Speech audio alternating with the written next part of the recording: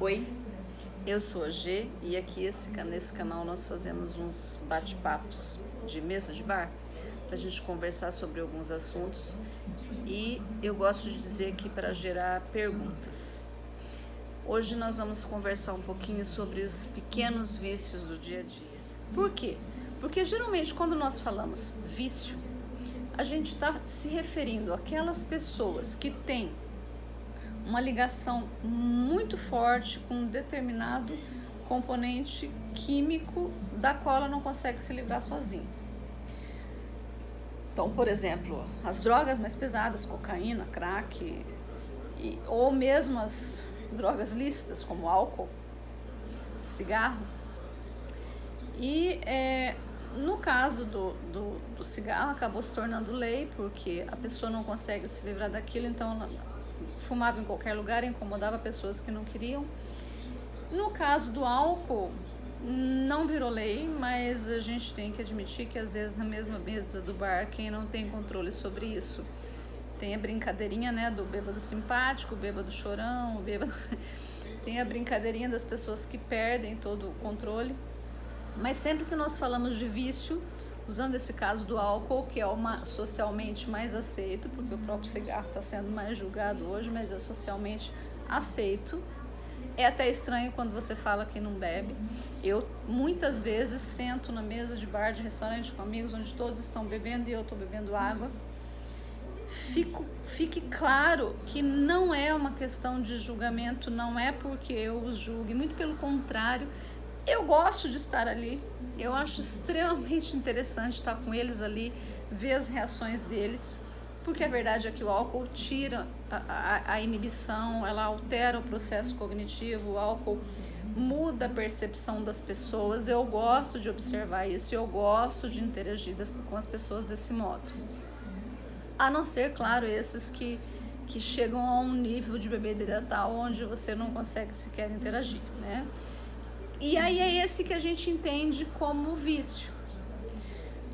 Mas nós temos uma dificuldade muito grande, o nosso cérebro funciona assim, de entender que entre o não viciado e o viciado existe uma gama de classificações muito alta. Você não consegue definir o momento exato que você entrou no vício. Isso no hermetismo chama-se polaridade. Você não consegue identificar quando o claro se torna escuro, quando o frio se torna quente. Mas você não consegue dizer que uma coisa está morna. Ela pode estar morna para mim e quente para outra pessoa, ou fria para uma outra pessoa. Existe 1 milhão de gradações. Desculpem. Acontece que é assim também quando a gente está falando de vícios. Você não consegue definir o momento exato que aquilo aconteceu. Mas você consegue ver a tendência daquilo ali se tornar sob controle. Quer ver só? Vocês conseguem ficar sem celular? Quanto tempo? O que você sente? Você consegue, vamos supor que seja o seu caso, que você goste muito de chocolate. Eu fico muito tempo sem comer chocolate, mas vamos supor, né? Quanto tempo você consegue ficar sem comer chocolate? Você fica até com uma coisa interna de vontade de ali ingerir aquele pedacinho de chocolate? São os nossos pequenos vícios. E, na verdade, essa atitude emocional que a gente tem com esses pequenos vícios é a mesma de quem se vicia em grandes níveis. Porque a necessidade emocional é equivalente. Provavelmente o que tem de mais difícil só é o componente emocional que a pessoa passa, que levou aquele vício profundo e mais pesado. Por quê? O álcool, por exemplo, vamos seguir usando o álcool. O álcool, ele tira o processo cognitivo e além de tirar a inibição, de raciocínio. Se você tem algum problema emocional ou alguma coisa que você não consegue encarar, essa substância que consegue te tirar daquela situação vai te provocar uma necessidade de repetir aquilo sempre.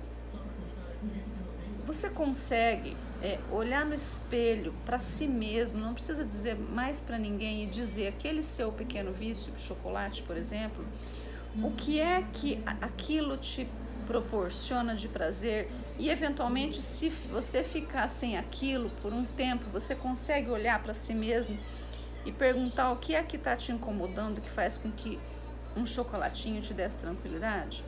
É só um estresse do dia a dia mesmo, mas aí por que é que você não está conseguindo lidar com o estresse do dia a dia? Por que é que você precisa chegar em casa e ingerir uma barra de chocolate? Ou beber uma garrafa de uísque? Ou se isso é repetido, se torna um vício profundo. É uma brincadeira dos chocolatras, né? Chega nesse mesmo sentido.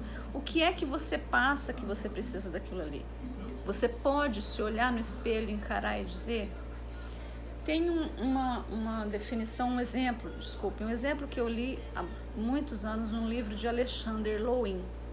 Se eu lembrar o nome do livro, eu coloco aqui embaixo. Ele foi um discípulo, aluno de William Reich, e tratava no livro da teoria da bioenergética, mas o título do livro não era esse, tá? Mas faz alguns anos, mas era de Alexander Lowen.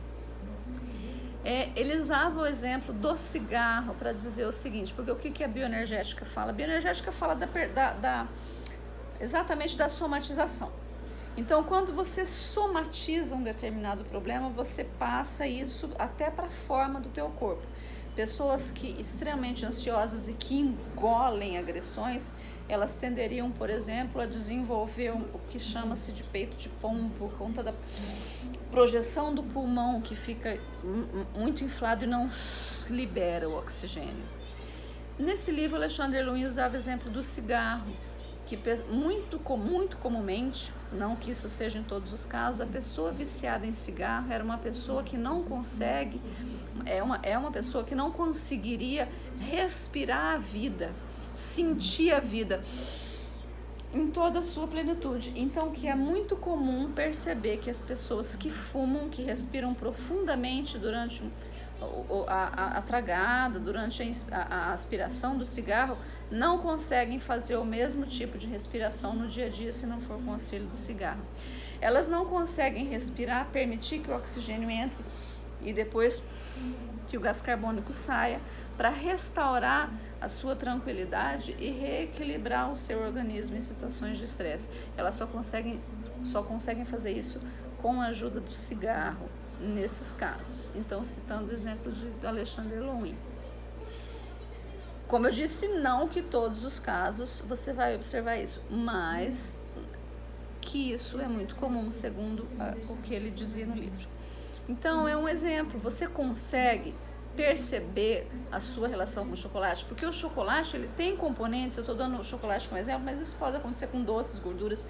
Eles provocam, aumentam a sensação de saciedade, por exemplo, a gordura e os doces, porque tem muita gordura, eles aumentam a sensação de saciedade. Como aumentam a sensação de saciedade, provocam prazer no corpo. É uma questão biológica, a saciedade, seja na alimentação, seja no sono, seja no sexo, ela provoca prazer corporal.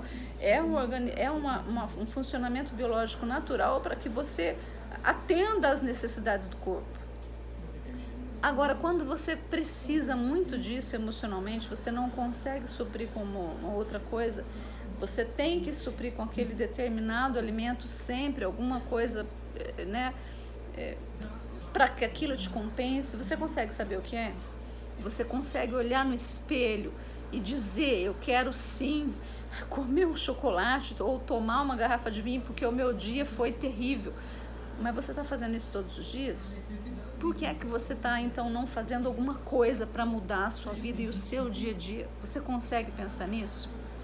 Se você não consegue, você eventualmente está envolvida já num nível viciante e você precisa de ajuda psicológica. Você precisa de um psicólogo, porque se você não está conseguindo encarar essa sua dificuldade emocional sozinho, você precisa sim da ajuda de um psicólogo, você precisa sim da ajuda de um profissional. Eventualmente, nessas análises, se você começar a analisar repetidamente, você pode acabar se descobrindo num processo de depressão oculta. Alguns artigos a gente já encontra que existem muitos casos de depressão que não são diagnosticados porque a pessoa tem uma vida aparentemente normal. Faça isso. Se olhe no espelho tente se encarar, tente pensar nesses seus pequenos vícios. Porque muitas vezes essa pessoa que está nesse vício profundo de álcool, de cocaína, de produtos químicos muito fortes, ela passou por esse processo devagarinho, quando às vezes uma só taça de vinho era suficiente, uma só latinha de cerveja, e depois ela passa a comprar no supermercado mais barato 3, 4 caixas de cerveja para um dia, porque já não é mais suficiente, ela precisa cada vez mais inibir, e aí, é claro, entra a questão do vício físico.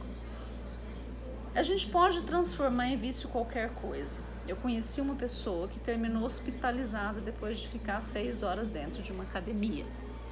Então, o que fez essa pessoa chegar a esse nível? O que fez essa pessoa precisar de tanta endorfina, que é o que o exercício provoca, né? Você desenvolve uma quantidade grande de endorfina que imediatamente depois compensa com serotonina e outras coisas que provocam prazer. O que é que fez essa pessoa chegar nesse ponto de precisar tanto assim de endorfina para se compensar? É um vício também. Qualquer coisa boa pode chegar a esse ponto, né? Vício por exercício físico, vício por dormir demais, assim como vício por celular. E o celular trouxe umas coisas maravilhosas, que é a gente ficar próximo das pessoas. Vamos usar a tecnologia para o bem. Quando você esqueceu o celular, recentemente eu fiz isso até para me testar. É bom você testar seus limites. Esqueci o celular em casa e falei, eu não vou voltar, vamos ver se é só porque eu acho que eu tenho que atender as pessoas de trabalho mesmo, ou se é porque eu é que não consigo ficar sem celular. Às vezes a gente pega essas pequenas coisas, como o celular, ou como alguns alimentos, ou como exercício físico, ou como bengalas. Você precisa de uma bengala? Ou você é capaz de olhar no espelho e dizer o que é que realmente está te incomodando? Vamos pensar nisso. Sabe por que isso é importante? Porque você pensando o que é que está te incomodando, você pode mudar a sua vida.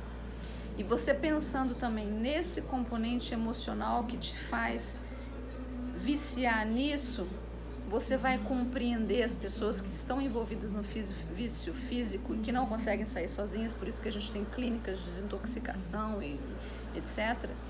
Por que elas chegaram nisso?